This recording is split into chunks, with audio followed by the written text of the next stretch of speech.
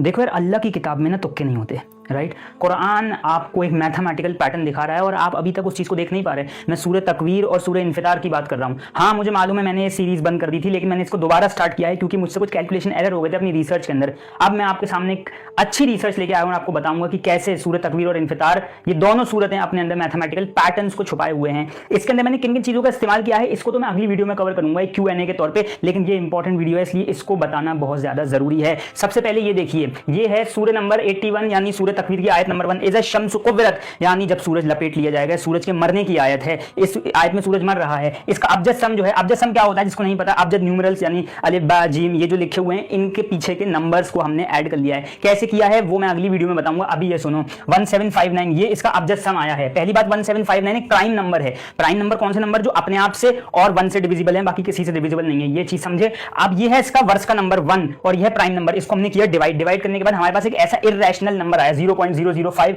ये करके irrational non recurring number हमारे पास आया। इसके ना देख लो, बहुत सारे जीरोस हैं डेसिमल के बाद और बहुत सारे नंबर्स हैं। जितने नंबर हैं सबको प्लस कर दो। ये हम क्यों कर रहे हैं, कैसे कर रहे हैं, ये नंबर थ्योरी का हिस्सा है, कोई बात नहीं, सबको प्लस कर दो। सारी वैल्यूज को ऐड किया, ऐड करने के बाद आपको आंसर मिला 64। अब 64 को डिवाइड करो 13 से। ये 13 क्या है, इसके अंदर जितने भी नॉन जीरो नंबर हैं ऐसे गिनो, 1 2 3 4 5 6 7 8 9 10 11 12 13, यानी जितने भी नॉन जीरो नंबर हैं उस नॉन जीरो नंबर से इसको डिवाइड कर दो, आंसर क्या आएगा 4.927, यानी राउंड ऑफ करके 5। अब ये 5 क्या चीज है, सूरज मर रहा है। इज़ा शम्सु कुव्विरत, ये लफ्ज जो कुव्विरत है ना, इसका जो अब्जद टोटल है वो है 626। इसका जब हम डिजिटल रूट निकालते हैं, डिजिटल रूट कहते हैं सारे नंबर को प्लस कर दो, उसे फिर प्लस कर दो जब तक एक 1 नंबर ना आ जाए, यानी यूनिट नंबर ना आ जाए। तो 626 को प्लस किया, आंसर 14, 14 को आपस में प्लस किया 1 4, आंसर 5, ये भी 5, ये भी 5। सूरज के मरने की आयत है। और यकीन जानो नासा क्या बोलता है, 5 बिलियन ईयर्स बचे हैं सूरज को मरने में, ठीक है। कुव्विरत भी यही दिखा रहा है, ये कैलकुलेशन भी यही दिखा रही है, ठीक है। आर्बिट्रेरी हो सकती है, इसके पीछे कोई फॉर्मुलेशन नहीं है, कोई बात नहीं। यहां पे आओ, अशम्स, इसका अब्जद सम कितना है 431, ये भी एक प्राइम नंबर है।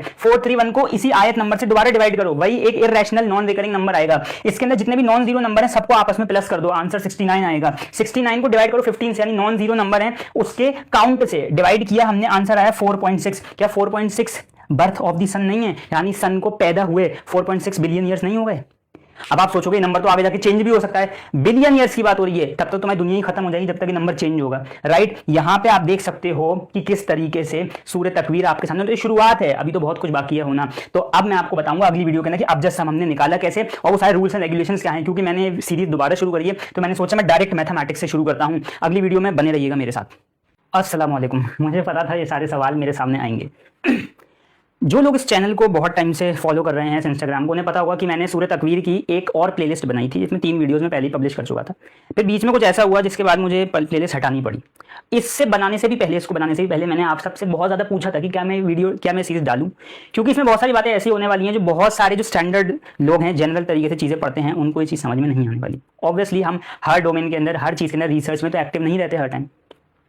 तो ये चीज़ लॉजिकल भी थी कि यार इस तरीके से चीज़ें होना ये बड़ा ही ऑकवर्ड सा लगता है, समझ में नहीं आती भाई ये क्या करना चाह रहा है, क्या ये हमें गुमराह तो नहीं करना चाह रहा है। एक डर होता है इंसान के दिल में कि यार कहीं हमें कुरान से गुमराह तो नहीं कर देगा, राइट। तो ये चीज़ें थी, मुझे मालूम था। और जब मैंने इसको रिन्यू किया, दोबारा सीरीज़ बनाई, तो मैंने इनिशियली ही कैलकुलेशन दिखा दी आपको, जबकि उस कैलकुलेशन को दिखाने से पहले बहुत सारी और चीज़ें थी जो मुझे आपको बतानी थी कि मैंने अब्जद कैलकुलेशन का यूज़ क्यों किया, मैंने उसको कैलकुलेट कैसे किया, उसको कैलकुलेट करने के क्या रूल्स होते हैं, हम इसका कितना इस्तेमाल कर सकते हैं, कितना इस्तेमाल नहीं कर सकते, इससे पहले हमें क्यों सीखना है ये सब निकालना, रीजनिंग हमें क्यों आनी चाहिए, क्यों हमें पैटर्न्स ढूंढने हैं, क्यों हमें इस टाइप की मैथमेटिक्स पढ़नी पड़ रही है, इसका कनेक्शन कितना नंबर थ्योरी के साथ है, क्या इस पर पहले काम हो चुके हैं, इस पर काम किस किसने किया है, क्या इस पर किसी ने इस एंगल से काम किया है कि नहीं किया। ये सारी चीज़ें मुझे आपको पहले बता देनी चाहिए थी, लेकिन मैंने एक रीज़न की वजह से नहीं बताई, क्योंकि मैं पहले ये वीडियो ना बना के पहले वो वीडियो बनाना चाहता था, ताकि मुझे रॉ कमेंट्स आए मेरे सामने, मुझे चीज़ें समझ में आए, मुझे पता चले कि हाँ लोग कितना अवेयर हैं इस चीज़ से और कितना नहीं है। और अल्लाह का शुक्र है कि बहुत सारे लोग इससे अवेयर नहीं थे, राइट। इसलिए मैं अब ये लंबी सी रील बना रहा हूँ, देखनी है तो अपने सारे पॉइंट्स यहीं पे मैं क्लियर कर दूंगा। सबसे पहली चीज़, अब्जद न्यूमरल्स क्यों। पहली चीज़,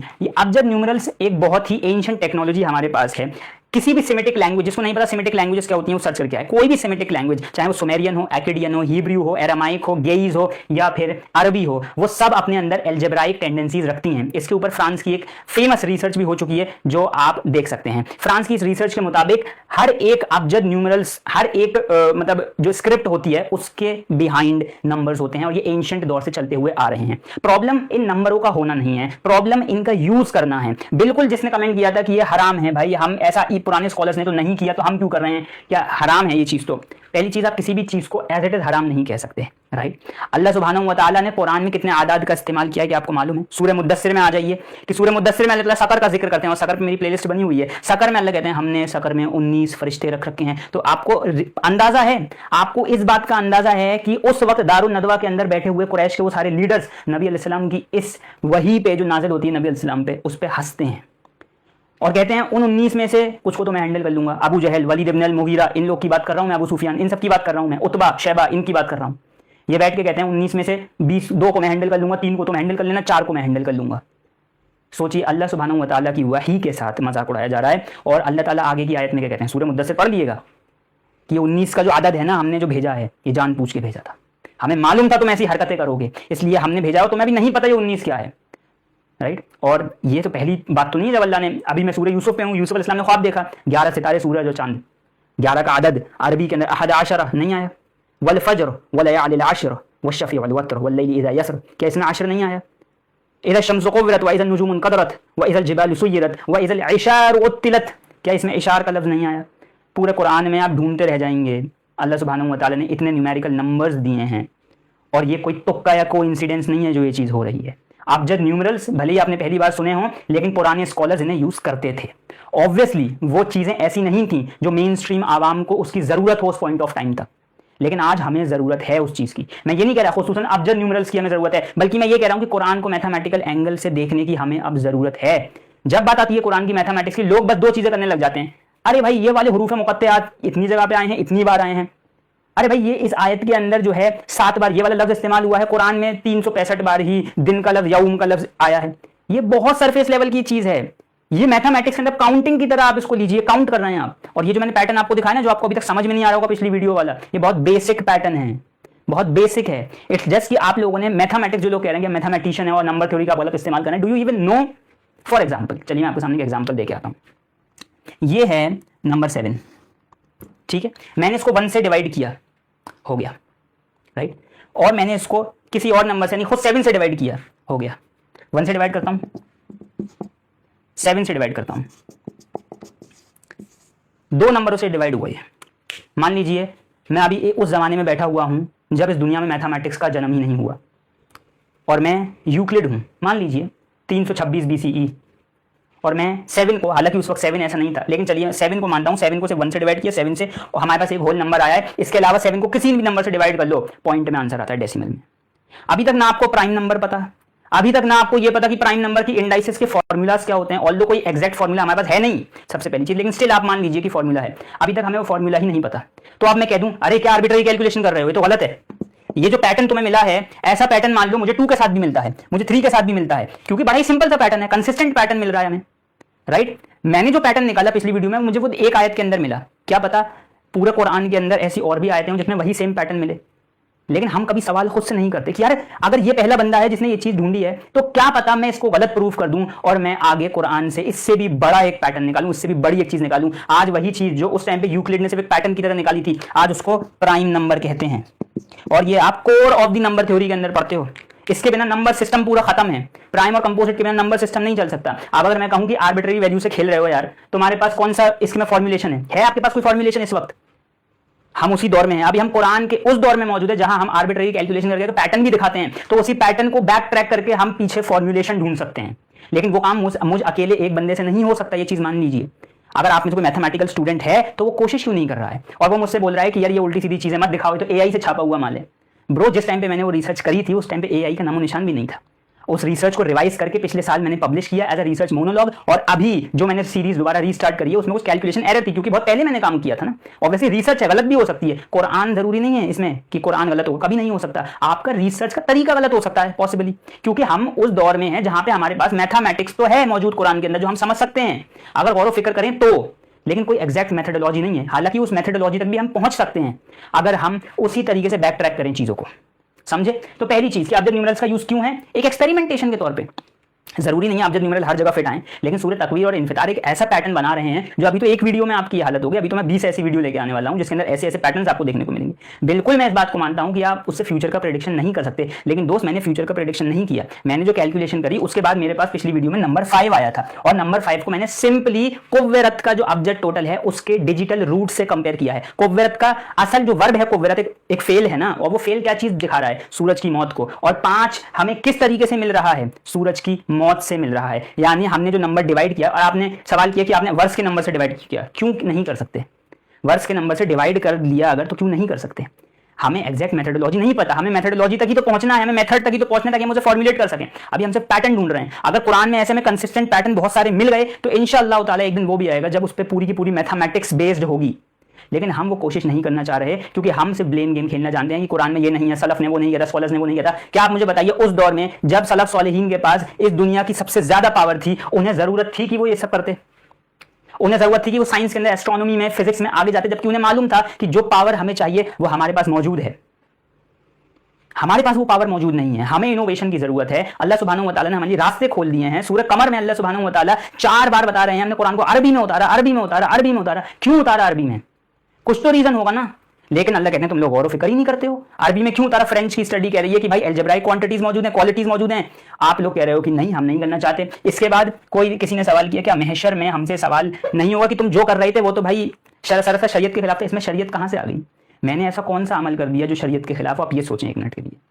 मैंने कोई ऐसा अमल नहीं किया, बल्कि मैं तदब्बुर और तफक्कुर के दायरे के अंदर रहते हुए ये काम को अंजाम दे रहा हूं। हमने बिल्कुल ही अपनी गंदी आदत बना ली है कि हम हर चीज में क्लासिकल स्कॉलरशिप की ही सुनते हैं, एज इफ कि क्लासिकल स्कॉलरशिप का हर्फ हरफ आखिर हो। जबकि आप खुद ये क्लासिकल स्कॉलरशिप को जब पढ़ेंगे तो आप उसमें नजर डालेंगे और देखेंगे कि वो खुद अपने ओपिनियंस अलग रखते थे। वो भी पीछे से ओपिनियन लेके आते थे, वो भी सहाबा इकराम, ताबईन, तबा ताबईन से ओपिनियन लेके आते थे, लेकिन उन ओपिनियंस को वो फॉर्मुलेट करके उस पर खुद का हाइपोथेसिस भी देते थे। एक बहुत बड़ी एग्जांपल मौलाना मौदूदी का है, जिन्होंने तफहीमुल कुरान के अंदर सूरह यूसुफ के अंदर कुरान को तौरात और तालमुद से कंपेयर किया है। हर एक पॉइंट ऑफ टाइम के ऊपर उन्हें क्या जरूरत पड़ गई थी तौरात को तालमुद से कंपेयर करने की, कुरान को तौरात से कंपेयर करने की, लेकिन किया ना। क्यों किया? क्योंकि वो जरूरत थी, वो सूरत की जरूरत है, उसको उसी तरीके से पढ़ना बेहतर है ताकि मैं बनी इसराइल की स्टोरी समझ में आए। इसी तरीके से सूरह तकवीर, सूरह इन्फितार, ये वो सूरतें हैं जहां पे हमें मैथमेटिकल साइंटिफिक एंगल देखना होगा। मैं ये नहीं कह रहा कि 5 साल नासा ने कहा है तो 5 साल ही बचे हैं, 5 बिलियन साल ही बचे हैं। मैं ये कहना चाह रहा हूं कि उस मेथडोलॉजी के अंदर घुसने की कोशिश करो, उस पैटर्न को ढूंढो। राइट? बस लॉजिक बन रहा है, मेथड कहां है? मेथड मैं क्यों ढूंढूं? मैं अकेला आया हूं इस दुनिया में मेथड ढूंढने। मैं क्यों बता रहा हूं ये सारी चीजें? ताकि आप लोग मिलें और मिल के उस मेथड की तलाश करें। वो कोई एक मेथड नहीं है, ये अल्लाह की किताब है। नॉर्मल मैथमेटिकल बुक समझ रखा है कैसे? ये अल्लाह की किताब है, इसके अंदर एक मेथड नहीं मिलने वाला। हालांकि मैं आपको अभी बहुत सारे पैटर्न एनालिसिस ही दिखा दूंगा। मेरे पास अल्टीमेट मैथमेटिक्स की बुक रखी है डॉक्टर अली फाजली की। आप अगर उसे खोलेंगे तो आप तो बंद ही कर देंगे उस किताब को। आप कहेंगे कि यार ये तो काम ही हमारे सर के ऊपर से गुजर रहा है। वहां पे जितने नंबर थ्योरी के एक्सपर्ट्स बैठे हैं वो आके जरा अल्टीमेट मैथमेटिक्स का मुताला तो करें, उन्हें समझ में आ जाएगा कि नंबर थ्योरी कहां पे सही और कहां पे उन्हें गलत प्रूफ कर देगी। नंबर थ्योरी कोई ऐसा टॉपिक नहीं है जिसके अंदर रिसर्च बंद हो चुकी है। प्राइम नंबर का फॉर्मुलेशन आप मुझे ढूंढ के दिखा दें, अगर आपके पास हो कोई करंट मैथमेटिक्स की फील्ड के अंदर नंबर थ्योरी में, मुझे आप ढूंढ के दिखाओ एक ऐसा फॉर्मूला जिससे हर एक प्राइम नंबर और उसकी इंडाइसिस का पता आप लगा सकते हो। आपके पास नहीं होगा, आपके पास नहीं हो सकता, क्योंकि यूक्लिड के जमाने से लेके आज तक ऐसा कोई फॉर्मूला नहीं बन पाया, ना प्राइम नंबर्स के लिए ना कंपोजिट के लिए। उनके पास फॉर्मुलेशन नहीं है, लेकिन वो पूरी पूरी मैथमेटिक्स की बुनियाद उस पर रखे हुए हैं। हम फॉर्मुलेशन की तलाश में हैं और बिना फॉर्मुलेशन के हम कोई काम ही नहीं करना चाहते। फॉर्मूला बाद में बनेगा, पहले पैटर्न ढूंढो, पहले कैलकुलेशन पे आओ, पहले देखो। तो चलो मेरे 100 में से 80 पैटर्न गलत हो सकते हैं, लेकिन अगर 20 सही हुए तो वो 20 रास्ता खोलेंगे आगे की रिसर्च जर्नी के लिए कुरानिक मैथमेटिक्स के अंदर। आप उस 20 को मत मानो, आप उस 80% को मत मानो, उसको साइड में रिजेक्ट कर दो बिल्कुल। इससे कुरान ऑटोमेटिकली गलत साबित नहीं होगा माज़अल्लाह। इससे सिर्फ इतना होगा कि मेरा तरीकाकार गलत था, और क्या। आप अपना तरीकाकार ढूंढो, लेकिन ढूंढो तो मुझे तो कहीं नहीं मिल रहा है। इंस्टाग्राम पे मुझे तो कोई ऐसा बंदा नहीं मिल रहा जो मेरे आइडियाज को अपने आइडियाज से काउंटर कर रहा है, उसी मेथड का यूज करके, एक अच्छे मेथड का यूज करके। मान लो मैंने अब्जद न्यूमेरिकल्स का यूज किया, आप एक दूसरे मैथमेटिक्स का यूज कर सकते हो, बट आप नहीं कर रहे। सूरह यूसुफ में पढ़ा रहा हूं आपको, मैं सूरह यूसुफ के अंदर से 20 से 25 मेटा ह्यूरिस्टिक एल्गोरिथम्स ढूंढ के दे सकता हूं, जिसके ऊपर आप अपने एआई बॉट्स को ट्रेन कर सकते हैं। एमएल एल्गोरिथम्स की आप फीचर सिलेक्शन के अंदर उन एल्गोरिथम्स का इस्तेमाल कर सकते हैं। मैं आपको सिर्फ सूरह यूसुफ में से 20-25 निकाल के दे सकता हूं ऐसे एल्गोरिथम, उसका स्यूडो कोड आपको दे सकता हूं, आप उसके ऊपर मैथमेटिकल फॉर्मुलेशन करके उसको आप कोड कर सकते हो। लेकिन मैं ऐसा नहीं करना चाहता, क्योंकि हर चीज़ इतनी आसानी से नहीं दी जाती। पहले इंसान का कैलिबर बिल्ड करना पड़ता है ताकि वो उन चीज़ों को समझने के लायक हो सके। तो इस तरीके से हम थ्योरीज नहीं बिल्ड कर रहे हैं। Please stop making theories, we are not even making theories. Theories तक तो हम पहुंचे नहीं हैं अभी तक। थ्योरी को हाइपोथेसाइज करने के लिए तो आपके पास वैसे ही मैथमेटिकल फॉर्मुलेशन होनी चाहिए। मैथमेटिक्स में तो अभी गए ही नहीं है, अभी तो हम पैटर्न्स के ऊपर खेल रहे हैं सिर्फ। और जितने भी ऑपरेशंस मैंने पिछली वीडियो के अंदर लगाए हैं कैलकुलेशन के अंदर, उसमें से एक भी ऑपरेशन गलत नहीं है, एक भी ऑपरेशन उसके अंदर से गलत नहीं है मैथमेटिक्स की रूह से, अगर आप वाकई में मैथमेटिक्स जानते हैं। लेकिन सिर्फ एक टॉपिक के ऊपर उसको फिट करना कि आप चाहेंगे मैं प्राइम और कंपोजिट का यूज करके ही पूरी चीज दिखाऊं, तो वो मैथमेटिकली इंपॉसिबल है। कुरान एक मल्टी डायमेंशनल कलाम है, आपको पता है कौन से लेवल पे है वो कलाम। यहां पहले आसमान से दूसरे आसमान पे जब पहुंचना चाहते हो तब आप जो है डिफरेंट डायमेंशन के अंदर टाइम एंड स्पेस की बाउंड्री को चीरते हुए आगे बढ़ते हो। वो 7वें आसमान के ऊपर मौजूद है कुरान अपनी असल हालत में। जिसने कहा था कि कुरान तो बाद में मुरत्तब हुआ है, ये सब तो बाद में दिए गए हैं नंबर्स, कुरान आसमान से मुरत्तब होकर आया है। जो आज हम पढ़ते हैं वो तरतीब नुज़ूल नहीं है, वो तरतीब मुसहफ है। वो तरतीब किसने सिखाई नबी अलैहि सलाम को? अल्लाह सुब्हानहू व तआला ने। उसको किससे पूछ के साहबा ने उसे तरतीब में दिया? नबी अलैहि सलाम से पूछ के। उसमें कुछ भी ऐसा नहीं है। जो कहते हैं कि स्क्रिप्ट में गलती है, तो मैं आपको बता दूं कि अब जिस तरीके से हम अबजद सम निकालते हैं, किसी भी स्क्रिप्ट में आप लेके आ जाइए कुरान को, चाहे कूफी स्क्रिप्ट हो, चाहे उस्मानी स्क्रिप्ट, चाहे इंडो पाक की स्क्रिप्ट हो, हर एक स्क्रिप्ट के अंदर कुरान उसी तरीके से उसका न्यूमेरिकल सम निकलेगा, जिसको ज्योमेट्रिकल सम कहते हैं या फिर अबजद सम कहते हैं। क्योंकि इसके अंदर कुछ रूल्स होते हैं, वो रूल्स मैं आपको आने वाली वीडियोस में तफसील के साथ समझा दूंगा। ठीक है, तो आपको सारे सवाल अच्छी तरीके से समझ में आ गए कि आर्बिट्ररी कैलकुलेशंस क्या थी। और किसी ने तो कहा था कि भाई एआई से निकलवाया है सब कुछ। एक काम करो, उसकी रिसर्च को ग्रॉक एआई के अंदर भेजो, फिर देखो क्या होता है। भेज दो। एआई से निकलवानी होती मुझे अगर चीज़, तो मुझे इतना टाइम नहीं लगता चीज़ें करने में और चीज़ें निकलवाने में। एआई कुछ नहीं है, मैं आपको बता रहा हूँ। एआई को ज़रूरत है अभी। मैंने अभी आपको क्या कहा, मैं सूरह यूसुफ से आपको 25 मिनट ह्यूरिस्टिक एल्गोरिथम दे सकता हूं। आपको पता है एआई किस पे ट्रेन होता है? आपको पता है एआई के जो हाइपर पैरामीटर्स होते हैं उसका फीचर सिलेक्शन कैसे करते हैं, उन हाइपर पैरामीटर्स को कैसे अलाइन करते हैं? आपको पता है कि कैसे ऑब्जेक्टिव फंक्शन दिया जाता है, कैसे उसको मिनिमाइज या मैक्सिमाइज किया जाता है? आपको पता है लीनियर प्रोग्रामिंग क्या होती है? आपको पता है रिग्रेशन क्या होता है, डिसीजन ट्रीज क्या होते हैं, रैंडम फॉरेस्ट क्या होते हैं? जो सॉफ्टवेयर वाले बंदे हैं, एआई वाले बंदे हैं, समझ गए होंगे। मैं यकीन से कहता हूं, अगर सलफ आज के दौर में जिंदा होते तो उन्हें पता होता कि पावर कमाने का कुरान से बेहतर जरिया, वो भी फिजिक्स और मैथमेटिक्स के थ्रू से देखने का जरिया, आज इस जमाने से बेहतर कभी नहीं है। वरना आप वही काम कर रहे हैं जो उस जमाने के अंदर किया गया था कि प्रिंटिंग प्रेस हो गई थी बंद बगदाद से, और मंगोलों ने आके सारा काम तमाम कर दिया था। यहां से सारी इंफॉर्मेशन गई यूरोप में, और यूरोप में जाके उन्होंने प्रिंट करके अपने नाम पे किताबें छाप के पूरी दुनिया को अपना इल्म बेचा, ये कह के किया हमने इन्वेंट किया है। यही हो रहा है, यही होता आएगा अगर आप इसी तरीके से सोते रहे तो ये कैलकुलेशन जो मैं कर रहा हूं, इन कैलकुलेशन के पीछे फॉर्मूले ढूंढने का काम आपका है। उस पर गूगल स्कॉलर पे जाकर रिसर्च पेपर तलाश करने का काम आपका है। ये काम मेरा नहीं है। मेरा काम आपको रास्ता दिखाना है। जिसको एटॉमिक मॉडल के बारे में पता हो, उसे ये पता होगा कि जे थॉमसन ने अपना वाटरमेलन का मॉडल दिया था। अब जे थॉमसन के मॉडल को रदरफोर्ड ने और एक्सपेंड किया और अपना एक मॉडल दिया, जिसको आप गोल्ड फॉइल एक्सपेरिमेंट कहते हैं। ठीक है, गोल्ड फॉइल एक्सपेरिमेंट। उस पर नील बोहर ने ये नहीं कहा ये बेकार एक्सपेरिमेंट है, इसको हटाओ। नील बोहर ने उसी एक्सपेरिमेंट को एज अ रेफरेंस लिया और उसके ऊपर बिल्ड किया अपना मॉडल। फिर नील बोहर के उसी मॉडल को क्वांटम मैकेनिकल मॉडल बनाया गया। ऐसे एटॉमिक मॉडल की बुनियाद रखी गई। आज अगर हम बेस को ही गलत कह के साइड में हटा देंगे और कहेंगे यार मैथमेटिकल पैटर्न किसी काम के नहीं है, तो आर्बिट्रेरी वैल्यू है। आप तो लॉजिक लगा रहे हो। मैंने आपको कह दिया कि कुरान में कोई इंसिडेंस नहीं है, कोई चीज। ये अल्लाह कह रहा है, मैं नहीं कह रहा। सूरह अल कमर में आयत नंबर 49 में अल्लाह कह रहे हैं हमने कुरान को एक प्रॉपर कदर के साथ उतारा है। हमने कुरान को बिल्कुल इस तरीके से उतारा है कि ये परफेक्ट बैलेंस है, इसमें कोई भी चीज आगे या पीछे नहीं है। तो इस गुमान में तो कभी मत रहना कि कुरान आपको गुमराह कर देगा नंबर्स के साथ, क्योंकि कुरान नंबर्स का जिक्र करता ही तब है जब स्पेसिफिसिटी के लिए, जब स्पेसिफिक बात करनी हो और लॉजिकल बात करनी हो। अब वो हमारी कम फहमी है कि हम उसे कभी समझ ही नहीं पाए। तो कल करे सो आज कर, आज करे सो अब। इन रील्स को बस देख के स्क्रॉल करके भागो मत। इन रील्स के ऊपर अपने रिसर्च पेपर्स लिखना शुरू करो, इंडिपेंडेंट रिसर्चेस करना शुरू करो। सिर्फ वो रिसर्च नहीं कि चैट जीपीटी से ये ढूंढा, गूगल से वो ढूंढा और 2-4 हदीसें लिख के बस आ गए। नहीं, you have to do the intense research not for the other people but for yourself। अगर सस्टेन करना है ना यहां से आगे आने वाली दुनिया में, you have to do researches। वरना एआई तो छोड़ो, जो एआई का छोटा बच्चा है ना चैट जीपीटी जिसे आप प्यार से कहते हो, वो आपको कच्चा चबा जाएगा आने वाले फ्यूचर में। एआई तो आपने अभी देखा भी नहीं है, what is AI.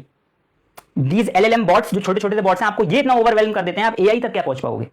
So start thinking big, start seeking understandability, और ये सब चीजें तुम्हारा रब तुम्हारे लिए प्रेजेंट कर रहा है, बस आप देखना नहीं चाहते उसे। तो मिलता हूं आपसे अगली वीडियो में, और मैथमेटिकल कैलकुलेशन आती रहेंगी इस सीरीज के अंदर, ताकि तनकीदें और बढ़ती रहें और हमारा काम और बेहतरीन तरीके से चलता रहे। आप सबका वेलकम करता हूं मैं सूरह तकवीर और इन्फितार के मैथमेटिकल एनालिसिस के पार्ट 3 के अंदर। जिसको भी इस सीरीज से ऑब्जेक्ट है, पहले जाके इससे पहले वाला Q&A देखे, राइट, पार्ट 2 देखे, समझे, उसके बाद यहाँ पे आए। अशम्स सबसे पहले इसे देखेंगे। इसका अबजद सम हम अगर निकालेंगे तो अबजद सम, ये टेबल जो आपको नजर आ रहा है, इसके थ्रू हम निकालते हैं, राइट। एक वर्ड को एक ही बार लिखते हैं, तजदीद को हम ओमिट कर देते हैं, तजदीद को हम यूज नहीं करते। शीन पे तजदीद लगी है लेकिन हमने उसे ओमिट कर दिया है। तो अलिफ 1, लाम 30, शीन 300, मीम 40 और सीन 60, सबको प्लस करेंगे, आंसर आएगा 431। अशम्स का मतलब होता है सूरज। सूरज के लिए 431 आ रहा है हमारे पास प्लस नंबर, ये प्राइम नंबर होता है। हैरान कुन बात तो यहीं पे हो जाती है कि ये प्राइम नंबर है, लेकिन मुझे पता है बहुत सारे लोग इसको भी नहीं मानेंगे। अच्छा देखते हैं, ये चीज़ हमें साइंस भी बता रही है अब, और साइंस के बताने ना बताने से कुछ नहीं होता, क्योंकि नबी अलैहिस्सलाम ने पहले ही बता दिया है। रिवायतों से हमें पता चलता है, सहाबा इकराम डिस्कस करते थे कि सूरज की मौत कैसे टर्बन को लपेटने से होगी। उस एग्जाम्पल से, जिसको नहीं पता वो जाके इस पर रिसर्च कर ले, या फिर मेरे यूट्यूब चैनल पर सूरज तकवीर की वीडियो देख ले।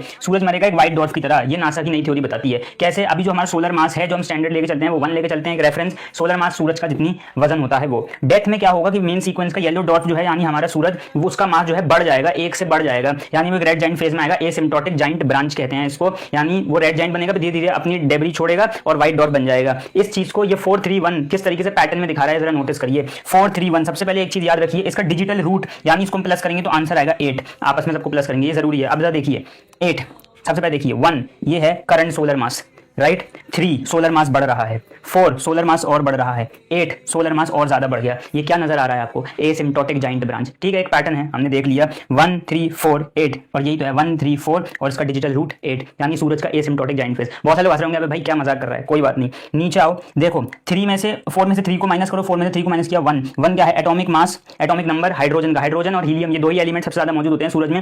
हाइड्रोजन एटॉमिक नंबर निकल गया। अब देखो 3 में से 1 को माइनस करो, 3 में से 1 को माइनस किया 2, आंसर क्या आया? हीलियम का एटॉमिक नंबर। हाइड्रोजन हीलियम दो मिल गए आपको, सन के दोनों छुपे हुए हैं इस नंबर के अंदर। आइए आगे बात करते हैं। कुव्वेरत का जो अब्जद समय वो है 626, यानी लपेट जाना। और सूरह इन्फितार की पहली आयत इज़ा समा उनफतरत, इनफतरत यानी फट जाना, इसका अब्जद समय 740। हैरानी की बात है, दोनों का अगर आप सबट्रैक्ट करेंगे तो आंसर 1114 आएगा। 1114 क्या है? नंबर ऑफ सूरत जो कि कुरान के अंदर मौजूद हैं। इसके साथ साथ इसका डिजिटल रूट निकालेंगे तो 6 आएगा, 6 को 1114 से डिवाइड करिए तो 19 आएगा। 19 भी एक प्राइम नंबर है, और हैरानी की बात, इस प्राइम नंबर की बात अल्लाह ताला सूरह मुद्दस्सिर में कर रहे हैं। इसी के साथ साथ अगर हम 1114 को इस तरीके से देखें कि पहले हमने 11 देखा, 11वीं सूरत की चौथी आयत के अंदर, 11वीं सूरत कौन सी है? सूरह हूद, चौथी आयत के अंदर हम देखेंगे तो हमें अल्लाह ताला क्या बता रहे हैं? To Allah is your return, अल्लाह के पास ही तुम्हें वापस जाना है। And he is all things competent, और वो हर चीज करने के काबिल है, यानी वो हर चीज के ऊपर मौजूद है, हर काम करने के लायक है। कुव्विरत इनफतरत, दो वर्ब, दोनों कौन कर रहा है? अल्लाह कर रहे हैं, अल्लाह सुब्हानहू व तआला कर रहा है ये दोनों काम। सूरतों के नंबर निकल रहे हैं, उसको डिवाइड करो तो प्राइम नंबर्स निकल रहे हैं। 19वां प्राइम नंबर जो अल्लाह ने खुद बोला वो निकल रहा है। इसके अलावा सूरतों के अंदर आओ तो सूरत भी यही बता रही है कि अल्लाह के पास तुम्हारी वापसी है, और ये खुद आयतें इस चीज के ऊपर आपको जोर दे रही है कि अल्लाह के पास ही तुम्हारी वापसी है, क़यामत की बात चल रही है। अभी भी जुटलाना चाहें इन चीजों को, कोई बात नहीं, और मजेदार चीजें लेके अगली वीडियो में आऊंगा। यह है पार्ट 4, सूरह तकवीर, इन्फितार, मैथमेटिकल पैटर्न एनालिसिस। अभी भी लोग मुझसे पूछ रहे हैं कि भाई क्या है ये चीज़, ये कैसे कर रहे हो आप, क्या ये चीज़ हराम नहीं है जो आप कर रहे हो? सबसे पहली चीज़, इस चीज़ की अश्योरिटी मैं आपको देता हूँ कि ये हराम नहीं है। जो लोग ये कह रहे हैं कि आप सूरज की मरने की डेट निकाल रहे हो और ये तो फ्यूचर इवेंट है और ये तो फॉर्चून टेलिंग में आ गया, और देखिए कॉन्टेक्स्ट समझिए आयत का, वर्ष का कॉन्टेक्स्ट ही कयामत है, वर्ष का कॉन्टेक्स्ट ही है हर चीज़ खत्म हो जाने का। तो जब कॉन्टेक्स्ट ही खत्म हो जाना है और उसमें एक नंबर आपके सामने आ रहा है तो ऑटोमेटिकली वो इस चीज़ को जस्टिफाई नहीं करता कि मैं कोई फॉर्च्यून बता रहा हूँ किसी की, सॉरी फ्यूचर की कोई बात बता रहा हूँ। ये चीज़ समझ में आने वाली बात है। जिन लोगों को एतराज़ है कि ये कौन सा मेथड है, इसकी मेथडोलॉजी हमें दिखाओ, फॉर्मूला दिखाओ, सॉरी बट आपने मैथमेटिक्स सही से नहीं पढ़ी है, तो दोबारा मैथमेटिक्स पढ़ लो, कोई बात नहीं। इररिस्पेक्टिव ये कहना कि आप इसकी मेथडोलॉजी दिखाओ, हमें इसका फॉर्मूला दिखाओ, सबसे बेहतरीन चीज़ बताता हूँ, इस पूरी सीरीज़ को शुरू से देखिए, खास करके मेरी Q&A वाली रील जरूर देखिए, ताकि वो सारे टॉपिक्स आपको वहीं पे क्लियर हो जाएं। क्योंकि मैं एक चीज़ को बार बार अगर रिपीट करता रहा तो मेरे पास वक्त नहीं है आपको बहुत अच्छी अच्छी चीज़ें समझाने का। ठीक है, अब यहाँ पे हम देखते हैं अस्समा, इज़ा समा उनफतरत, और जब आसमान फट जाएगा, राइट। अस्समा का अब्जद सम होता है 133। हैरानी की बात है 133 कंपोजिट नंबर है, और इसको आप अगर प्राइम फैक्टर्स में तोड़ेंगे, भाई कैसे तोड़ सकते हो? यूक्लिड ने कहा है तोड़ सकते हैं, कंपोजिट नंबर्स प्राइम नंबर्स के अंदर टूटे जा सकते हैं। आपने नहीं पढ़ा कोई बात नहीं। 7 × 19, हैरानी की बात है 7 का नंबर हमें यहाँ पे देखने को मिल रहा है, जो कि काफी हद तक 7 आसमान से रिलेट करता है, और 19 जो खुद एक प्राइम नंबर है जिसके बारे में हम पहले बात कर चुके, वो हमारे सामने आ रहा है। दूसरी चीज है अशम्स 431, इसके बारे में हम पहले ही बात कर चुके हैं, ये भी एक प्राइम नंबर है। अब 431 में से 133 को माइनस कीजिए तो आपके पास आएगा 298। सारे नंबर्स को प्लस कर दो, आंसर आएगा 19। इसको हम कहते हैं डिजिटल सम। डिजिटल सम, डिजिटल रूट क्या होगी जब इसको भी आपस में प्लस कर देंगे। पैटर्न यहाँ पे क्लियर है, यहाँ भी 19, यहाँ भी 19, यानी 19 एक प्राइम नंबर अल्लाह सुब्हानहू व तआला ने हमें यहाँ पे भी दिखला दिया। अभी भी आपको हैरानी नहीं हो रही होगी क्योंकि प्राइम नंबर्स से आपकी कोई वाबस्तगी नहीं है, अभी तक आप जानते ही नहीं है प्राइम नंबर्स होते क्या हैं। तो जरा इसके बारे में डीप स्टडी करके आइए, सिर्फ उसकी डेफिनेशन पढ़ने से समझ में नहीं आएगी चीज। नीचे डिजिटल रूट अगर 133 की ऐड करें तो वो आती है 7। फिर से हैरान कुन बात, इसके फैक्टर में भी 7 है, इसका डिजिटल रूट भी 7 है, और 7 आसमान तो हम जानते ही हैं कि होते हैं। हैरानी की बात है कि 7 आसमान, मान लीजिए अस्समा, क्योंकि सिंगुलर है, एक आसमान की बात की जा रही है, तो अगर 7 आसमान की हम बात करें तो हम 133 को 7 से मल्टीप्लाई करके देखते हैं क्या मिलता है। हमें मिलता है 931। 931 में से जब हम सूरज को यानी 431 को माइनस करते हैं तो हमें मिलता है 500। हैरानी की बात है, जामे तिर्मिज़ी के अंदर 3298 एक हदीस है, नबी अलैहिस्सलाम ने फरमाया कि 2 कंसेक्यूटिव आसमानों के बीच का डिस्टेंस 500 ईयर्स है। अब वो ईयर्स किस टाइप के ईयर्स हैं, लाइट ईयर्स हैं, एस्ट्रोनॉमिकल यूनिट क्या है हमें नहीं पता, 500 नजर आ रहा है। अल्लाह सुब्हानहू व तआला कॉन्स्टेंटली कह रहे हैं कुरान में गौर व फिक्र करो, होते लगाओ, और कमेंट सेक्शन में कॉन्स्टेंटली लोग कह रहे हैं कि कुरान हिदायत की किताब है, तुम हमें क्या बता रहे हो। तो आप ये बताएं कि हिदायत की कौन सी डेफिनेशन आपने पढ़ी है और हिदायत की कौन सी फॉर्म आपके लिए एप्लीकेबल है, ताकि आप उस पर अमल दरामद करें और दुनिया में कुछ चेंज लेके आएं। वेलकम करता हूं आपको सूरह तकवीर और इन्फितार के मैथमेटिकल पैटर्न एनालिसिस के अंदर। अस्समा मैंने बता दिया था, इसका अब्जद सम होता है 133। अब्जद सम सारे उसके लेटर को कैलकुलेट करते हैं, 1 + 30 + 60 + 40 + 1 + 1। ये टेबल है, इस टेबल के थ्रू हम वो काम करते हैं। इसको हमने प्लस किया, 133 आया। अब एक काम हम करते हैं कि ये सारे नंबर्स को राइट साइड से हम कॉन्कैटिनेट करते हैं। कॉन्कैटिनेट मतलब जोड़ देते हैं। 1 हमने जोड़ दिया, इसके साथ 1 जोड़ दिया, ऐड नहीं कर रहे, कॉन्कैटिनेट कर रहे हैं। 40 हमने लिख दिया, 60 लिख दिया, 30 लिख दिया और 1 लिख दिया। ये पूरा नंबर हमारे पास बन गया। अब इसका प्राइम फैक्टराइजेशन करेंगे, क्योंकि ये कंपोजिट नंबर है, तो हमें 3 प्राइम फैक्टर्स मिलते हैं, एक 61, एक 353 और एक 5297। अब हैरानकुन तरीके से आप कुरान को देखिए कि मैं कैसे कैसे आयतों को मैप करता हूं। और ये आसमान है अस्समा, आसमान की पैदाइश, उसके सिग्निफिकेंस और उसकी मौत, ये तीनों को अल्लाह ताला कैसे मैप कर रहे हैं इस एक नंबर के अंदर, राइट। मैं कह रहा हूं ये मेथोडोलॉजी गलत भी हो सकती है, लेकिन हमारे पास उसके गलत को गलत प्रूफ करने के लिए एक सही प्रोसेस होना लाजिम है, जो कि अभी हम ट्रायल एंड एरर फेज में ढूंढ रहे हैं उस चीज को। सबसे पहले 61 को देखिए। अगर हम आयत नंबर 1 में आए, सूरत नंबर 6 की, तो अल्लाह सुब्हानहू व तआला कहते हैं, उसमें से ये चीज जो है ना, ये हाईलाइटेड है, पूरी आयत आपको नजर आ रही होगी। अल्लाह सुब्हानहू व तआला कहते हैं who created the heavens and the earth, जिसने आसमान बनाए। आसमान की तख्लीक की बात की जा रही है, क्रिएशन ऑफ हेवंस। अब आ जाएं आप 35th सूरत की आयत नंबर 3 के अंदर। इसके पीछे भी कुछ लिखा है, आगे भी कुछ लिखा है, पूरी वर्स आपको शो हो जाएगी। Who provide for you from the heavens and the earth, यहाँ पे भी आसमानों का जिक्र, और यहाँ पे सिग्निफिकेंस बताया जा रहा है हेवंस का, कि क्या किस चीज के लिए जरूरत होती है हेवंस की, कैसे जरूरत होती है। अब आप कहेंगे कि आयत आपने ये 35 और 3 जैसे लिया है, तो एक काम करो कि सूरत नंबर 3 लो, उसकी आयत नंबर 53 लो, आप वो भी ले सकते हैं। वहां पे भी अल्लाह सुब्हानहू व तआला जिस कॉन्टेक्स्ट में बात कर रहे हैं, वो कॉन्टेक्स्ट भी आसमान से रिलेटेड है, जिसमें अल्लाह ताला कहते हैं कुरान को उतारने की बात करते हैं। तो वो कुरान कहां से उतरा है, वो भी आसमानों से ही उतरा है, राइट। मैंने उसको भी यहाँ लिखा नहीं है। इसके बाद ये 52 यानी आयत नंबर 9 आते हैं 52 नंबर सूरह की, right. On the day the heavens will be sway with circular motion. यहाँ पे अल्लाह सुब्हानहू व तआला हेवंस की मौत की बात कर रहे हैं। यहाँ पे बर्थ, यहाँ पे सिग्निफिकेंस, यहाँ पे मौत। और यहाँ पे 52 की हमने 9th आयत ली है, 52 की हम 7th वर्स लेंगे, 52 9 52 7, क्योंकि इसके अलावा कोई भी कॉम्बिनेशन हमें एक वर्स नहीं दे रहा है। यानी 5th सूरह की 297 कोई वर्स मौजूद नहीं, 52 सूरह की 97 कोई वर्स मौजूद नहीं, और इसके अलावा कोई और कॉम्बिनेशन इसमें बन नहीं सकता इस ऑर्डर के अंदर। तो 52 सूरह की 7th वर्स हमें बताती है indeed the punishment of your lord will come to pass. और यहाँ पे एक चीज याद रखिए, ये पनिशमेंट जिस कॉन्टेक्स्ट में बोली जा रही है, ये खुसूसन एक ऐसा कॉन्टेक्स्ट है जो ऊपर और नीचे किसी भी और दूसरी चीज से जुड़ा हुआ नहीं, यानी किसी कौम की बात नहीं हो रही। यहाँ जनरली अल्लाह सुब्हानहू व तआला बता रहे हैं कि वो पनिशमेंट आके रहेगी, राइट। तो काफी हद तक हमें देखने को मिल रहा है कि creation of haven, significance of haven और डेथ ऑफ हेवन, ये हमें एक ही नंबर के प्राइम फैक्टर्स के अंदर नजर आ रहा है अगर हम उसे कुरान पे मैप करते हैं। ये भी एक टाइप का पैटर्न है। नजम का एक मतलब जो हम सबको पता है वो होता है सितारा, राइट। जहां पे अल्लाह सुब्हानहू व तआला बात करते हैं सूरह तकवीर की दूसरी आयत में, वइज़न नुजूम उनकदरत, और जब सारे सितारे बेनूर हो जाएंगे, झड़ जाएंगे। वहां पे हमें एक सिंपल सी डेफिनेशन तो पता है, जो कि हमने सूरह तकवीर वाली प्लेलिस्ट में भी देख ली थी यूट्यूब पे। लेकिन आज हम नजम के एक दूसरे मतलब के बारे में डिस्कस करने वाले हैं, जो कि इस पैटर्न में अपीयर हो रहा है, यानी किसी चीज का नमूदार होना, छुपे रहने के बाद, to appear after being hidden. अब इसके थ्रू हम देखते हैं इस वर्स को। अब जब टोटल इसका अगर देखें तो 1513 होता है। अब जब टोटल है इसका 1513 कंपोजिट नंबर है। अगर इस कंपोजिट नंबर को हम प्राइम फैक्टर्स में तोड़ें तो 17 और 89 दो प्राइम फैक्टर हमें मिलते हैं। 17 और 89 को अगर हम प्लस कर दें तो हमें मिलता है 106, और 106 को अगर हम वर्स के नंबर से जो कि 2 है उससे डिवाइड करें तो हमें आंसर मिलता है 53। अब हैरानी की बात यह है कि सूरत नंबर 53 का नाम क्या है, या सूरत नंबर 53 किस चीज के बारे में है? सूरह नजम,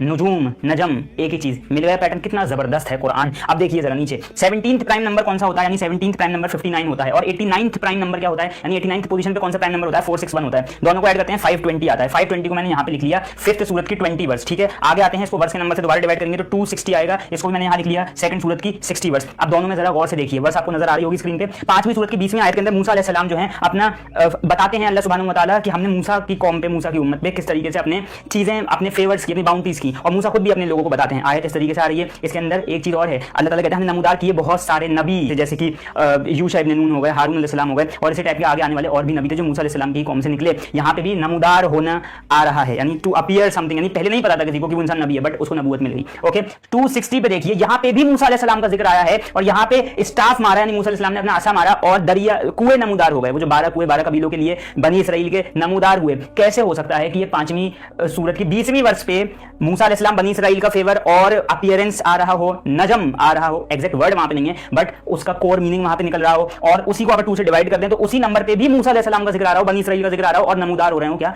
कुएं। इस हिसाब से आप अगर देखिए 461 में से 59 को माइनस करेंगे, प्लस इसको माइनस किया तो 402 आया। 402 मैंने यहाँ पे लिख लिया, इसको हमने डिवाइड किया तो 201 आया वर्स नंबर से। अब यहाँ पे देखिए 40th नंबर की फर्स्ट वर्स, 40th सूरह की फर्स्ट वर्स, हुरूफ मुक़त्तआत, 20th सूरह की फर्स्ट वर्स, हुरूफ मुक़त्तआत। ये कैसे हो सकता है, ये कैसे हो रहा है, ये पैटर्न कहां से निकल के आ रहा है, ये पैटर्न किस तरीके से आ रहा है, समझ के बाहर है, राइट। खुद इस नंबर को देखिए 1513 को अगर देखें तो 15 सूरत सूरह हिज्र की 13th वर्स के अंदर अल्लाह सुब्हानहू व तआला उन लोगों के लिए ये कहते हैं जिनको ये पैटर्न समझ में नहीं आया, they will not believe in it the Quran while there has been the way of the earlier people. वो कुरान को नहीं समझेंगे, हालांकि उनको हमने पुरानी कौमों की निशानियां भी बता दी हैं सारी, उसके बावजूद भी वो कुरान को नहीं समझने वाले।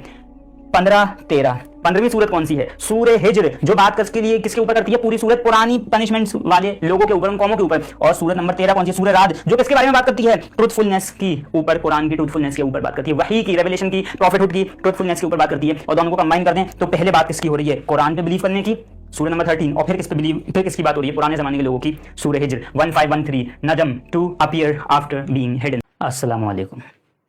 बहुत से लोगों को हमेशा की तरह प्रॉब्लम होती है कि आप सूरह तकवीर वाली प्लेलिस्ट के अंदर क्यों अपने पास से कंक्लूजन्स ड्रॉ कर रहे हैं, क्यों उन पैटर्न्स को ढूंढना चाह रहे हो जो पैटर्न्स कभी सलफ सालेहीन ने ढूंढे ही नहीं, आखिर क्यों ये सब क्यों हो रहा है, राइट। तो सबसे पहले मैं आपको लेके चलता हूँ पुरानी हिस्ट्री में, नबी अलैहिस्सलाम के वक्त के हिस्ट्री में, उसी टाइम के लोगों के बीच, उन्हीं सहाबाओं के बीच जंग यमामा हो चुकी थी, और जंग यमामा में बहुत सारे हुफ़ाज़ जो सहाबा इकराम थे उनकी शहादत हो चुकी थी।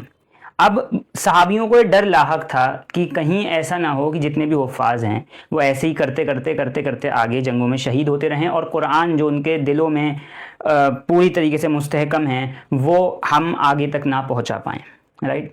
अबू बकर सिद्दीक़ रज़ियल्लाहु तआला अन्हु उस वक्त खलीफाए वक्त थे, तो खलीफतुल मुस्लिमीन से सारे सहाबियों ने कहा कि अमीरुल मोमिनीन, हमें इसको, इसका कोई हल मतलब कोई हल इसका हमें चाहिए, कोई हल बताइए इस चीज़ का, हमें, हम क्या कर सकते हैं इसके बारे में। तो फिर बहुत मशवरा करने के बाद ये चीज़ आई कि हम कंपाइल करेंगे कुरान को मुसहफ़ के अंदर, एक किताब की शक्ल देंगे हमें से। हज़रत अबू बकर सिद्दीक़ रज़ियल्लाहु तआला अन्हु ने कहा मैं वो काम नहीं कर सकता जो नबी अलैहिस्सलाम ने ना कभी तंबीह की करने की, और ना कभी नबी अलैहिस्सलाम ने इसका इशारा दिया कि ये करना है, राइट। लेकिन ज़रूरत थी उस वक्त की। हज़रत अबू बकर सिद्दीक़ रज़ियल्लाहु तआला अन्हु की फ़हम फ़रासत को कोई गलत साबित नहीं कर सकता था, उस वक्त सबसे बड़े सहाबियों में से एक थे। लेकिन फ़ैसला क्या हुआ कि कंपाइलेशन होगी, और कंपाइलेशन हुई, और आज हमें ये चीज़ बेहद मालूम है अच्छी तरीके से कि कंपाइलेशन होनी क्यों ज़रूरी थी, राइट। दूसरी बात, बाद में जाके ताबीन के ज़माने में वाउल्स और जो मार्क्स थे, क्योंकि जाहिर सी बात है अरबी जो नेटिव अरबिक बंदा होता है उसके लिए अरबी पढ़ना बिना वाउल्स के भी आसान होता है। फॉर एग्जांपल हम उर्दू बिना वाउल्स के पढ़ लेते हैं, क्यों, क्योंकि हम नेटिव स्पीकर्स हैं। बट कोई गैर मुस्लिम या कोई ऐसा मुसलमान जो अभी अभी मुसलमान हुआ है, उस ज़माने की बता रहा हूँ, और किसी दूसरी कंट्री में रहता है, उसके लिए बहुत मुश्किल होता था कि वो कुरान को सही तरीके से प्रोनाउंस कर सके, उसकी किरात कर सके, राइट। तो तजवीद के अंदर ये मार्क्स और ये वाउल्स ज़रूरी थे होना, तो ये भी आगे ऐड हुए, राइट। ये कहा नहीं था नबी अलैहिस्सलाम ने, दोनों में से कोई भी चीज़ नबी अलैहिस्सलाम ने कभी नहीं कही थी, बट ये हुई, राइट। अच्छा, आगे नहव, जो कि कभी नबी अलैहिस्सलाम ने सिखाई नहीं थी सहाबियों, क्योंकि ऑब्वियसली नेटिव ज़बान थी सबकी, इसका इंट्रोडक्शन भी हुआ, यानी ग्रामर की बात कर रहा हूँ, अरबिक ग्रामर का, नहव का इंट्रोडक्शन हुआ, इसको भी ऐड किया गया, सिखाया गया लोगों को। अब लोग उस वक्त ये भी कह सकते थे कि ये क्यों सिखाया जा रहा है, ज़रूरत थी, उस ज़माने की ज़रूरत थी, उस वक्त की ज़रूरत थी। हर वो चीज़ जो इस दौरान कुरान के अंदर हो रही है उस ज़माने की ज़रूरत है, राइट। अब आगे जाके हमने कुरानिक साइंसेस भी देखी, और ये तो सहाबा इकराम के दौर से ही चलती हुई आ रही थी। अल इत्कान फ़ी उलूमुल कुरान के अंदर ये साइंसेस का पूरी तरीके से हमें डिटेल मिल जाती है कि मक्की मदनी का काउंट, यहाँ तक कि मौलाना सुयूती ने जिन्होंने वो किताब लिखी उन्होंने तो ये तक कह दिया है कि जिसको मक्की और मदनी सूरतों के काउंट नहीं आते वो ये बात भूल जाएं कि वो कभी कुरान समझ सकते हैं। जैसे यही नहीं पता कि मक्की सूरत कौन सी है, मदनी सूरत कौन सी है, वो असबाब नुज़ूल कैसे समझेगा उसका। तो असबाब नुज़ूल, मक्की मदनी का काउंट, नासिख व मनसूख कौन कौन सी आयतें हैं, किस किस तरीके से, वर्स को काउंट करना कि हर एक सूरत में कितनी वर्सेज हैं, उनके लेटर्स और वर्ड्स का काउंट करना, और सबसे बढ़कर साइंस ऑफ इनहेरिटेंस जो कि बाद में आके बनी। कुरान ने जो अहकाम दिए हैं कि किसके क्या हुकूक होंगे, जायदाद में से किसका कितना हिस्सा होगा, हर उस चीज़ को एल्जेब्राइक क्वांटिटीज़ के अंदर क्लासीफाई करना, उसको चेंज करना, ये साइंस हमने यानी मुसलमानों ने खुद निकाल ली है। ऑब्वियसली बहुत ज़्यादा ट्रायल एंड एरर मेथड्स के बाद, रिसर्च के बाद, अच्छी तवील रिसर्च के बाद ये सब चीज़ें आई हैं, बट ये हम ही मुसलमानों ने की है। अब इंसान की साइकोलॉजी में एक प्रॉब्लम क्या होती है मैं आपको समझाता हूँ। अगर मैं अभी आपको सहाबा इकराम के यहाँ पे एग्जांपल देता नंबर्स से रिलेटेड, तो ऑब्वियसली वो हदीसें सही हदीसों में तो नहीं आती, क्योंकि ऑब्वियसली उसके तारिक जो हैं जिन्होंने उन हदीसों को लिखा है, उन्हें नबी अलैहिस्सलाम से नकल किया है, वो सारी हदीसें हमारे पास उतनी क्वांटिटी में मौजूद नहीं है, इसलिए वो ज़ईफ़ हो जाती हैं। फिर चेन ऑफ नरेशन में कहीं ना कहीं कुछ फ्लॉ आ जाता है जिसकी वजह से हदीस ज़ईफ़ हो जाती है। तो अगर मैं आपको एग्जाम्पल दे भी दूँ हदीसों के, ज़ईफ़ हदीसों के सहाबा इकराम से, तो आप सिर्फ ये कह के उसे रद्द कर देंगे कि वो ज़ईफ़ है। हालांकि अब मैं सहाबा इकराम की बात कर रहा हूँ, जिन सलफ़ सालिहीन की आप बात कर रहे हैं, मैं उसके top of the top hierarchy नबी अलैहिस्सलाम के बाद वाले सहाबा इकराम की बात कर रहा हूँ। उन्हीं सहाबा इकराम की हदीसों को हम ज़ईफ़ कह के साइड में कर देते हैं अगर वो टॉपिक से रिलेटेड हो तो। अगर वो सही भी हो, फॉर एग्जाम्पल मैंने एक हदीस आपको दी थी नबी अलैहिस्सलाम वाली कि एक आसमान से दूसरे आसमान के बीच में 500 साल का फ़र्क है। ये 500 साल क्या है, किस तरीके से इसको मेजर किया जाए, ये हमें नहीं पता। नबी अलैहिस्सलाम को ये 500 का अदद इस्तेमाल करने की ज़रूरत क्या थी, ये भी तो हमने कभी नहीं सोची बात, राइट। इसके अलावा भी हज़ार ऐसी हदीसें हैं जहाँ पे नंबर्स का इस्तेमाल हुआ है। इसके बाद ख़ुद कुरान मजीद नंबर्स का इस्तेमाल करता है, और जब मैं ये कहता हूँ तो लोग कहते हैं कि अरे तुम्हें क्या पता उस नंबर का यूज़ क्या है। तो जिस चीज़ का यूज़ हमें पता ही नहीं है वही तो पता करना है ना। अल्लाह सुब्हानहू व तआला ने इसलिए थोड़ा ना कुरान भेजा कि जिस तरीके से कुरान आया है बस वैसे ही पढ़ लो, एक बार में समझ आए या ना आए, कुछ तदब्बुर तफक्कुर हो या ना हो, बस पढ़ते चलो और आगे बढ़ते चलो। इस तरीके से नहीं, सर्कमस्टेंसेस के ऊपर कुरान को एज अ स्टेंसिल यूज़ करके अपने सर्कमस्टेंसेस को, मुसलमानों के सर्कमस्टेंसेस को सुधारो। आप मुझे गिनती से बताओ कि कितने मैथमेटिकल रिसर्च पेपर आज मुसलमान पब्लिश कर रहा है। मुसलमान एक भी रिसर्च पेपर बड़े जर्नल में पब्लिश नहीं कर पाता। क्यों? क्योंकि उन्होंने अपनी ही सब क्लासिफिकेशंस बना ली हैं कि ये चीज़ जो है नहीं, ये तो गुमराही की तरफ ले जा रही है इंसान को। मैं मानता हूँ बहुत सारी चीज़ें अगर हम उसे फ्रेम से बाहर निकाल दें तो वो हमें गुमराह कर सकती हैं, बट इतना नादान तो वो शख्स भी नहीं होगा जो इसके अंदर रिसर्च कर रहा होगा। कुरान खुद ये नंबर्स देता है 1/10, 1/8, 1/6, 1/5, 1/4, 1/3, 1/2, 2/3, 1, 2, 3, 4, 5, 6, 7, 8, 9, 10, 11, 12, 19, 20, 30, 40, 50, 60, 70, 80, 99, 100, 300, 500, 1000, 2000, 5000, 10,000, 50,000, 1 लाख। कुरान खुद दे रहा है number, exact as it is Quran के अंदर आ रहे हैं। अब मुझे ये बताइए कुरान क्यों दे रहा है नंबर? ठीक है, आपको मेरी मेथडोलॉजी पे प्रॉब्लम हो सकती है, आपको मेरे ऑपरेशन जिस तरीके से मैं कर रहा हूँ परफॉर्मेंस पे प्रॉब्लम हो सकती है, बट अगर आप मुझे इस चीज़ का जवाब दे दें कि कुरान आखिरी नंबर्स का इस्तेमाल क्यों कर रहा है, तो फिर मैं आगे आपसे बात करूँ। अगर आप मुझे बता दें कि कुरान के अंदर एल्जेब्राइक टेंडेंसीज क्यों पाई जा रही हैं, तो फिर मैं आगे बात करूँगा कुछ। मैं यहाँ पे किसी हेटर को रिप्लाई नहीं दे रहा, मैं उन सारे लोगों को ये बात समझाना चाह रहा हूँ जो अपनी छोटी सी अकल का इस्तेमाल नहीं करते और बिना किसी एविडेंस के, बिना किसी सबूत के, बिना अपनी खुद की गई किसी रिसर्च के सिर्फ ये कह के चले जाते हैं कि ये चीज़ सलफ़ ने नहीं करी तो हम भी नहीं कर सकते। इब्न कसीर, अल तबरी, सलफ़ सालिहीन कब बने? जब उन्होंने वो तफसीरें लिखी, राइट। अगर हम एक सर्टेन पीरियड के उलमाओं को मानते हैं तो इसका ये मतलब नहीं कि उनकी कही गई हर बात एज इट इज़ सच होगी, या उनकी की गई हर एक रिसर्च उसी तरीके से हम आज भी मानेंगे। बेशक वो हमसे लाखों करोड़ों गुना आगे थे नॉलेज के एतबार से, लेकिन फिर आप मुझे ये बताइए कि हम फिर अपने सर्कमस्टेंसेस को देखते हुए क्या अपने उलूम ना निकालें कुरान में से? और इस चीज़ को आप कहते हैं ये इनोवेशन है, ये कुरान के अंदर आप बिद्दत कर रहे हो। यार यही चीज़ तो समझने वाली बात है। तदब्बुर, तफक्कुर और बिदा में फ़र्क होता है।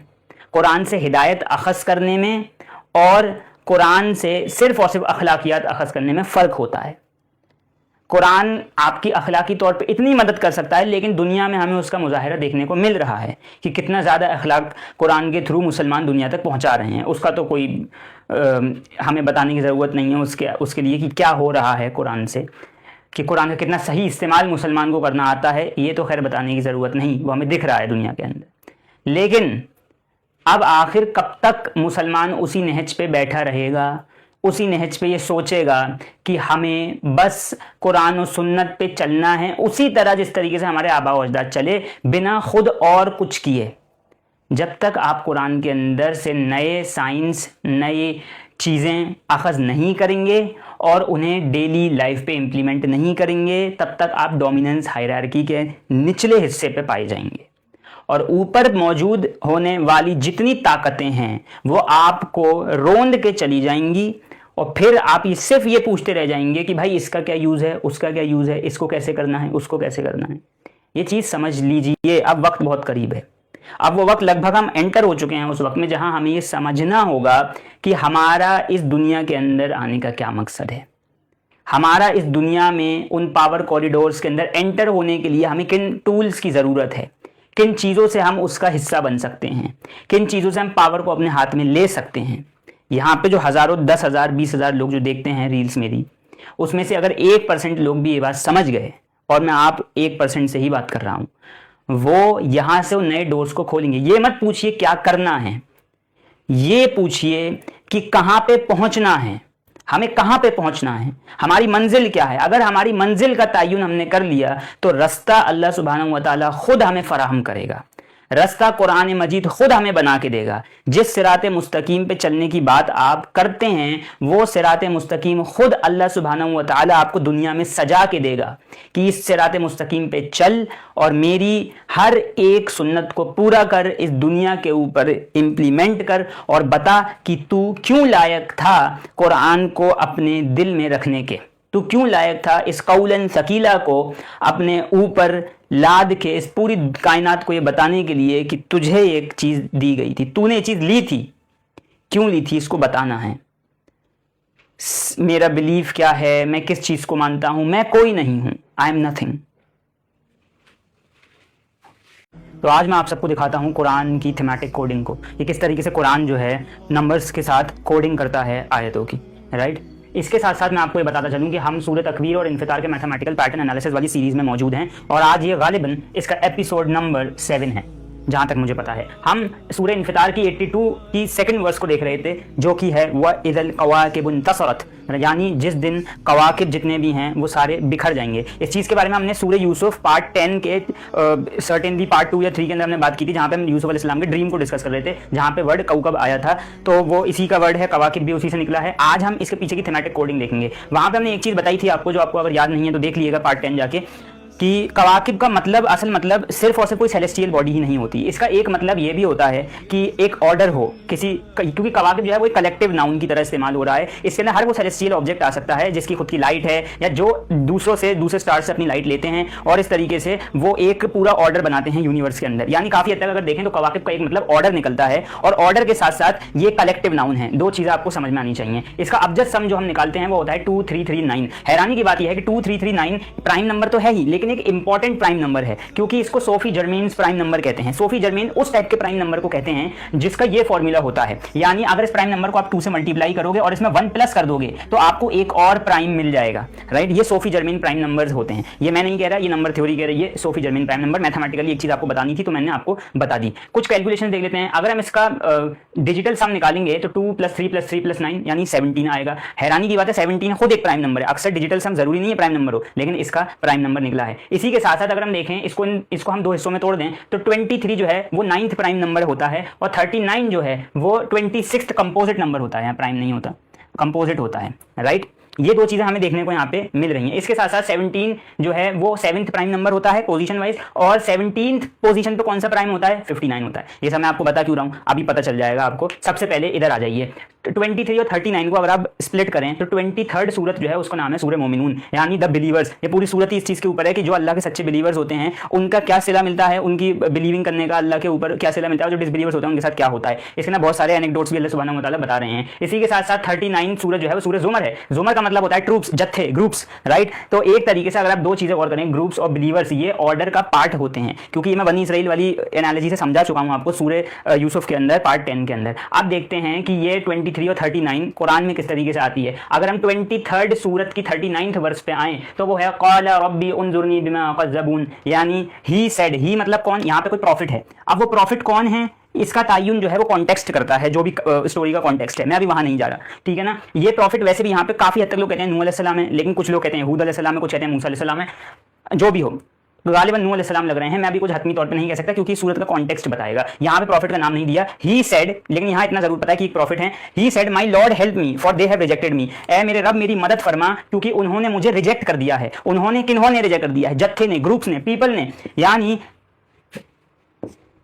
जत्थे ने मुझे छोड़ दिया है, रिजेक्ट कर दिया है। दे हैव डिसबिलीव्ड, इसका मतलब प्रॉफिट खुद कौन हुए, बिलीवर हुए, राइट। अब यहाँ पे कोई दिमाग ज़्यादा लगाने की जरूरत नहीं है कि कैसे 23 जिसका मतलब द बिलीवर है उसमें पहले एक बिलीवर की बात हो रही है, और 39 जिसमें जत्थे की बात हो रही है, उसी जत्थे ने रिजेक्ट कर दिया है क्योंकि वो बिलीव नहीं करते इन प्रॉफिट के ऊपर। किस तरीके से कवाकिब, जिसका मतलब ऑर्डर होता है, जिसका मतलब एक कलेक्टिव नंबर होता है, वो यहाँ पे नजर आ रहा है। एक चीज और देखिए, मोमिनून खुद एक कलेक्टिव नाउन है और जुमर भी एक कलेक्टिव नाउन है, और वो कवाकिब जो खुद एक कलेक्टिव नाउन है उसके अंदर आ रहा है। इसके साथ साथ अब अगर हम इसको इस तरीके से ना देखें, दूसरे तरीके से देखें, कैसे, मैंने आपको बताया था कि 23 9th प्राइम नंबर है और 39 26th कंपोजिट नंबर है। तो अब अगर हम इसकी जगह पे इस तरीके से इस चीज को नोट करेंगे 9th और 26th, ये क्या चीज है, क्योंकि ये इसी की इंडाइसेस हैं, यानी इसी की पोजीशन नंबर हैं, तो क्या पता है इस पोजीशन नंबर पे भी हमें कुछ ना कुछ थेमेटिक कनेक्शन मिल जाए। ऑफ कोर्स मिलेगा। 9 सूरत है सूरत तौबा, इसका मतलब होता है रिपेंटेंस। रिपेंटेंस पहली बार ये बिलीवर से कैसे कनेक्टेड है रिपेंटेंस, ये आप सब खुद जानते हैं। दूसरी चीज सूरह शोरा, ये 26 है, इसका मतलब है द पोएट्स। द पोएट्स भी एक कलेक्टिव नाउन है जो एक जत्थे को रिप्रेजेंट कर रहा है। कनेक्शन समझ में आ गया यहाँ पे। जैसे प्राइम नंबर्स का अपनी इंडाइसेस के साथ एक कनेक्शन है, उसी तरीके से कुरान भी उन्हीं इंडाइसेस के तौर पर कनेक्शन फॉर्म कर रहा है इस वाली आयत के अंदर। अब जरा जिस तरीके से हमने 23rd की 39th वर्स देखी, हम 9th की 26th वर्स देखते हैं, आपका दिमाग उड़ जाएगा। ये देखिए, then Allah send down his reassurance upon his messenger and the believers 23 connected with 9th सूरत, the believer, and send down forces a collective noun, जत्था, forces, the troops, जुमर, could not see that you could not see and punish those who disbelieved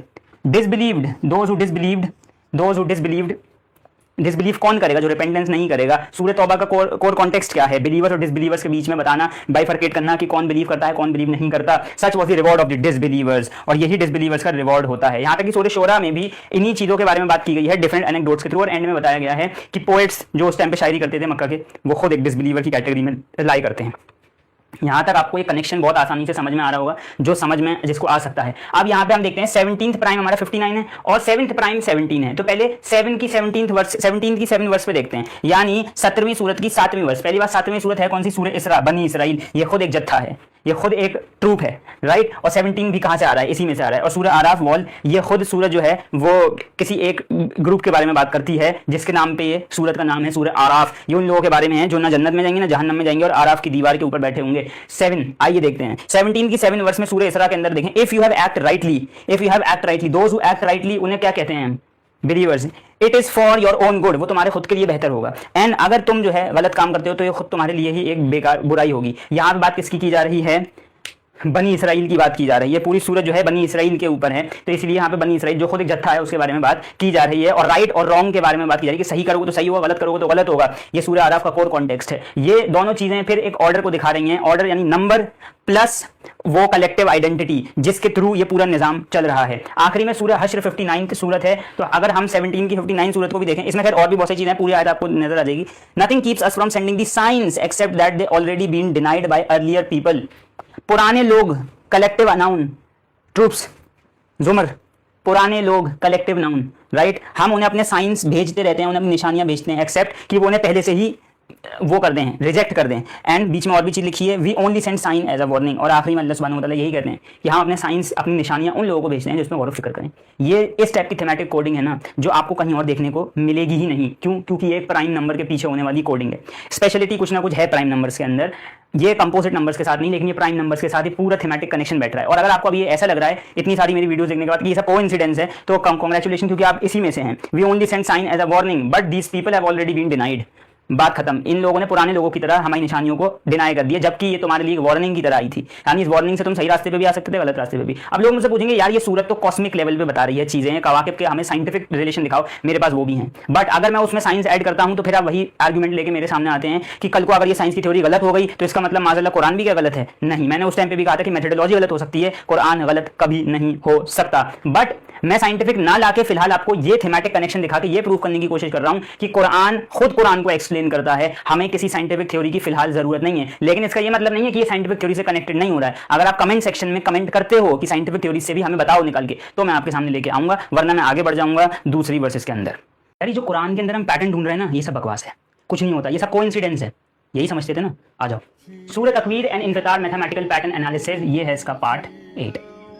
आज मैं आपको वो pattern दिखाने वाला हूं जो इन दोनों सूरतों के बीच में ऐसा कनेक्शन बिठाता है जो कनेक्शन आपके होश उड़ा देने वाला है। ये कनेक्शन आज तक मुझे नहीं पता किसने ढूंढा था किसने नहीं ढूंढा, लेकिन जिस रात मैंने उस कॉपी के ऊपर ये पैटर्न निकालना शुरू किए, हर एक पॉइंट के ऊपर मैं सिर्फ और सिर्फ अल्हम्दुलिल्लाह रब्बिल आलमीन बोल रहा था, क्योंकि जैसे जैसे कलम चल रहा था मेरा और जैसे जैसे नंबर से नंबर जुड़ रहे थे, वैसे वैसे मेरा दिमाग और ज्यादा चकरा रहा था। क्योंकि मैं जिंदगी में पहली बार इस पैटर्न के थ्रू ये समझा था। डॉक्टर अली आर फाजली की किताब को पढ़ने से बहुत पहले इन पैटर्न्स को मैंने समझा था। इन दो पैटर्न्स के थ्रू आइए उसको समझते हैं, होश उड़ा देगा आपके। सूरह तकवीर की आयत number 6, and when the seas are set on fire व इज़ल बिहार सुज्जिरत, और जब सारे समंदर जो हैं वो उन पे आग लग जाएगी, सुज्जिरत, राइट। और सूरह इन्फितार की आयत number 3, and when the seas will be burst forth व इज़ल बिहार फुज्जिरत। यहाँ पे दो लफ्ज हैं, सुज्जिरत और फुज्जिरत, और ये दो लफ्ज इंतहाई इंपॉर्टेंट हैं। सबसे पहले ये चीज देख लीजिए कि इसका अब्जद सम जो है 1613 है और इसका अब्जद सम है 1633। इसके बीच में जो डिफरेंस आ रहा है वो कितना आ रहा है? 20 का आ रहा है, 20, राइट। याद रखिएगा इस चीज को। इसके बाद इसकी इंडेक्स का अब्जद सम देख लेते हैं। मैंने आपको बताया था अब्जद सम दो तरीके से होता है, एक नॉर्मल हम अब्जद वैल्यू से सम करेंगे, एक उसकी इंडेक्स से करेंगे। यानी अलिफ की इंडेक्स क्या है 1, बा की इंडेक्स क्या है 2, जीम की इंडेक्स क्या है 3, तो उनकी इंडेक्स का हम सम करते हैं जो भी लफ्ज होते हैं, जैसे कि फा जीम राता, इसकी इंडेक्स से सम करेंगे, सम आएगा 137 आयत नंबर 6 का, और आयत नंबर 2 इन्फितार, आयत नंबर 3 इन्फितार में से 139 आएगा। हैरानी की बात है भाई, ये हैरानी की ही बात है कि दोनों नंबर 137 और 139 इनके बीच में डिफरेंस है 2 का, और इन्हें हम प्यार से कहते हैं ट्विन प्राइम नंबर्स। ये ट्विन प्राइम नंबर्स हैं। एक और चीज देख लो, अगर ये कोइंसिडेंस लग रहा है कि भाई 2 का सम अच्छा तो हो सकता है किसी वजह से, आओ देख लो। 81 की छठी आयत, सबको प्लस कर दो, 1 8 और 6 को प्लस करा 15 आया, 8 2 और 3 को प्लस कर दो, क्या आया 13 आया। फिर डिफरेंस क्या आ रहा है? 2 का डिफरेंस आ रहा है, और ये दोनों नंबर जो है इनके बीच में भी 2 का डिफरेंस। यहाँ 20, ये भी मल्टीपल ऑफ 2, यहाँ पे भी 2 ट्विन प्राइम नंबर्स। कितनी हैरानी की बात है। अभी रुको, हैरानी अभी तुम्हें नजर आएगी इन दोनों लफ्जों में, फुज्जिरत और सुज्जिरत में। फुज्जिरत फाजरा फजर से बना है, सुज्जिरत साजरा सजर से बना है, और इसके डिफरेंट मतलब हम यूट्यूब पे कवर करेंगे इसके मीनिंग के अंदर। अभी देखो, इसका ऑब्जेक्ट टोटल होता है 683 और इसका ऑब्जेक्ट टोटल होता है 663। आओ 683 को देखते हैं क्या है। 683 में 6 क्या है? वर्स नंबर 681 की, ठीक है। 3 क्या है? वर्स नंबर 82 की, 3, राइट। और बीच में क्या है? इसका डिजिटल रूट, यानी फुज्जिरत का जो ये ऑब्जेक्ट सम आया, इसका डिजिटल रूट जब आप करोगे 6 + 8 + 3 तो 17 आएगा। 17 को भी प्लस करो क्योंकि डिजिटल रूट निकालना है, डिजिटल सम नहीं। तो 1 और 7 को प्लस किया तो आंसर आया 8। 8 यहाँ पे, 6 यहाँ पे, 3 यहाँ पे, क्या बना? ऑब्जेक्ट सम बना। आओ इधर आ जाओ। 663, 6 कौन सी वर्स? पहली वर्स 81, 3 कौन सी वर्स? दूसरी वर्स 82, बीच में इसका क्या? डिजिटल रूट आ रहा है, यानी प्लस करो सबको। 663 को क्या आएगा? 15, 15 को प्लस करो 6। ये एक ऐसा पैटर्न है जो अगर आप मुझे समझा सकें कि ये किस टाइप का कोइंसिडेंस कुरान हमारे साथ कर रहा है तो फिर मैं मान जाऊंगा, क्योंकि सुज्जिरत और फुज्जिरत में जो डिफरेंस है ना वो 2 का डिफरेंस है। और यहाँ पे जो ये पैटर्न शो हो रहा है ये दिमाग को उड़ा देने वाला पैटर्न है ये। और ये पैटर्न दरअसल एक सिंपल पैटर्न नहीं है, इसके पीछे एक पूरी साइंस छुपी हुई है, पूरी मैथमेटिक्स छुपी हुई है। बस देरी है तो उस मैथमेटिक्स और साइंस को ढूंढने की। तो इससे पहले नासा ढूंढ ले भाई, जाके थोड़ी सी रिसर्च कर लो और ढूंढ लो। अगले पार्ट में मिलता हूं।